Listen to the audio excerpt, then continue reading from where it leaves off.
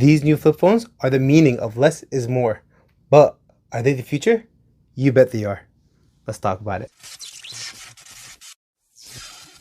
In the past few years, we've seen the death of smartphones. iPhone minis, Zen phones, entry-level smartphones becoming bigger and bigger and bigger. So imagine my surprise when I found out that of the folding phones, the flipping phones are beating out my favorite form factor, the folding phones, in sales. What?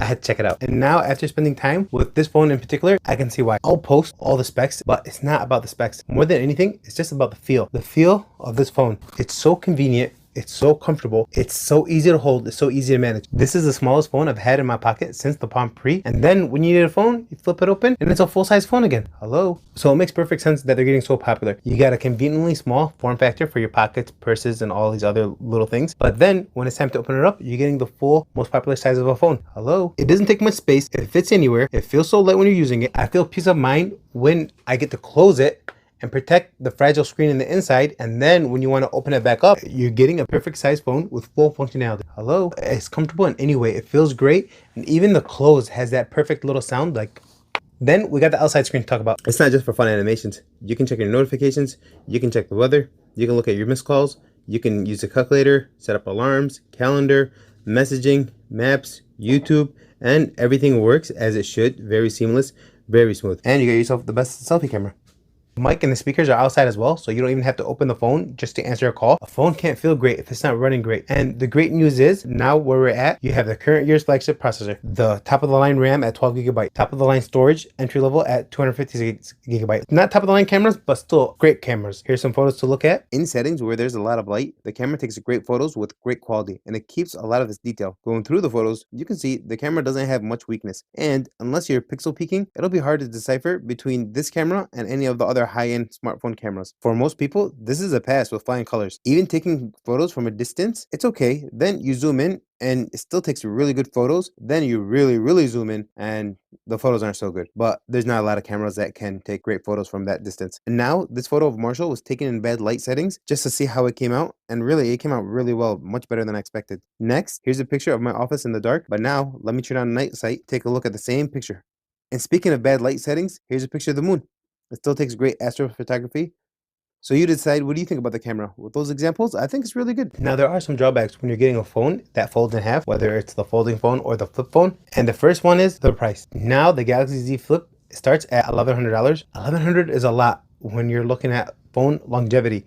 In general, phones do last a really long time now, and they have great IPX ratings. The Flip 6, though, has an IP rating of IP48. The 8 means you can dip it in water, it'll be fine. I never trust that because it's not covered under warranty, so let's just skip over that. The IP4 means it has protection from smaller items getting in, like small wires, small screws, large ants, but not dust. And the scary thing is, if dust does get in, it could damage the inner display, which is the reason, we want the phone anyway. That's why I started with the price. It bothers me because this is a $1,100 phone. I don't care that it folds. We should be getting flagship level features. That's number one, longevity. Number two, the battery is small. I get that it's a flip phone and it's a small phone with little compartments, but at the same time, the battery is small. One thing you could do is increase the charging speed. It just bothers me so much that they want to charge $1,100 for a phone that has 25 watt charging. This has got to be the most expensive 25 watt charging phone. It costs no extra for the manufacturer to increase the watts, and it takes no extra space. So those are two things that bothers me, the battery life and the charging speed. Another thing that shouldn't bother me, and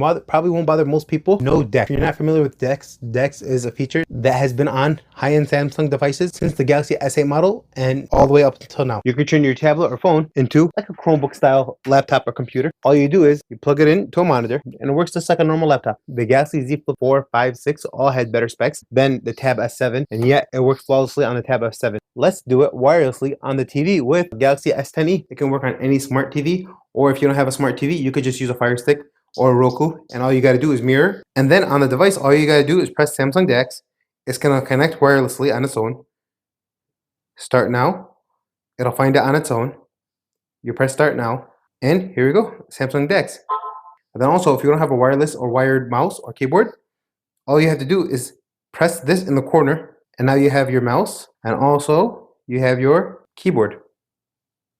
And like I said, the Z Flip 6 doesn't have DeX, but the S10e does. And as you can see, the Z Flip 6 has a better processor. It has more RAM, more storage, more battery. So there's literally almost no reason why a phone from 5 years ago should have Samsung DeX, but any of the current Z Flip series don't. It's even on the S23 FE, which is half the price of this phone, and also charges at 25 watts, by the way. So it's on a lot of Samsung devices. It works on a lot of older Samsung devices. Again, it's not that it should bother people who don't use it, but at the same time, for $1,100, at this point, we should be getting all the bells and whistles. Now, we heard all the pros, we heard all the cons. For $1,300, you can get an S24 Ultra. It's gonna have all the bells and whistles, faster charging, DeX, better cameras, just everything that you want in a phone. For $100 less, you can get the S24 Plus, faster charging, same cameras as the Z Flip 6, and DeX and longevity. Another option would be the S23 FE with 4500 milliamp battery, same 25 watt charging. You are getting DeX, you're getting very similar cameras. You will be getting 8 GB RAM instead of the 12 GB RAM, and you'll also be getting the Snapdragon 8 Gen 1 instead of the Snapdragon 8 Gen 3. But with that being said, there'd be two things to consider. Number one, you'll be getting great day-to-day use, really good, really quality phone, where you probably wouldn't notice a difference between using a Z Flip 6 and an S23